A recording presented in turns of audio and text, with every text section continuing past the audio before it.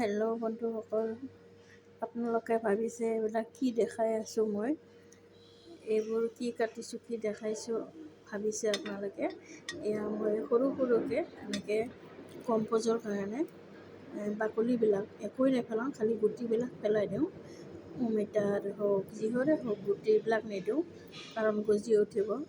আৰু সেই সোধা বাকলিবিলাক আলুৰ বাকলি হওক এনেকৈ সৰুকৈ কাটি এনেকৈ কম্প'জ বনাম মই।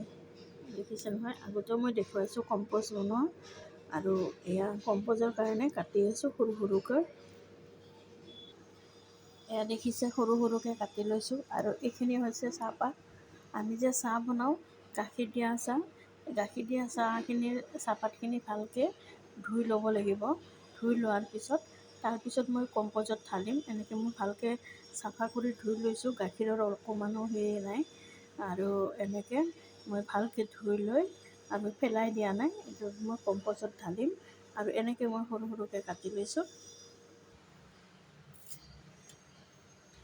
এয়া দেখিছে কম্প'জখিনি মই কেনেকৈ ঢালিছোঁ। আৰু এনেকৈ মিক্স কৰি ল'লোঁ গোটেইখিনি চাহপাতে দিয়ে। আৰু যেতিয়ালৈকে পচি নাযায় বস্তুটো তেতিয়ালৈকে পানী অকণমান ছটিয়াই দি থাকিব লাগিব। এনেকৈ বস্তুটো পচি পেলাই পানী ওলাই যাব। আৰু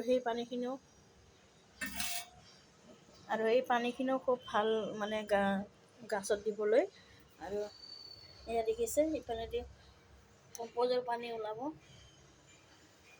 কম্প'জত যিখিনি পানী থাকে সেই পানীখিনি গাছত দিম, দিয়াৰ বাবে নাল খোলা আছে এইটো। আৰু অকল এইখিনি ঢালি দিলেও এনেকুৱা নহয়, ইয়াতে আকৌ মাটিও দিব লাগিব। এনেকৈ ওপৰত এনেকৈ মাটিও ছটিয়াই দিব লাগিব বস্তুটো। এনেকৈ গোটেইখিনি মাটি দিয়ে ঢাকা দিব লাগিব, মানে ঢাকি যোৱাকৈ দিব লাগিব। আজি মই মাটি নিদিওঁ বৰ্তমান, কাৰণ কিয় মই আৰু ইয়াতে কম্প'জ ঢালিম, সেইকাৰণে মই মাটি দিয়া নাই। জাষ্ট আপোনাক দেখুৱাইছোঁ এইখিনি। আৰু যিমান কম্প'জ ঢালিব সেই তাৰ হিচাপত আপুনি ওপৰত লেয়াৰ কৰি আপুনি মাটি দিব। আৰু এনেকৈ 4-5 মাহমান লাগিব এই বস্তুটো নপচালৈকে।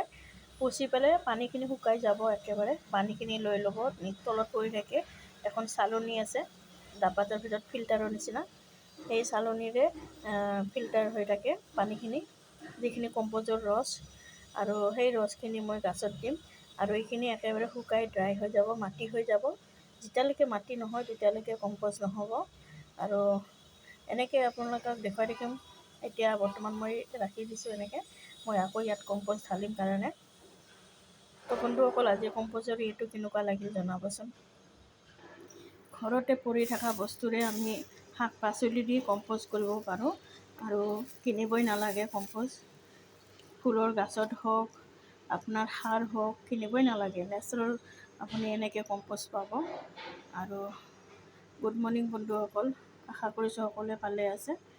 আৰু আজি মোৰ ভিডিঅ'টো আছিল কম্প'জৰ ওপৰত। তো মোৰ এই কম্প'জৰ ভিডিঅ'টো কেনেকুৱা লাগিল আপোনালোকে জনাব। আৰু লাইক কমেণ্ট শ্বেয়াৰ এইবিলাকো কৰিব।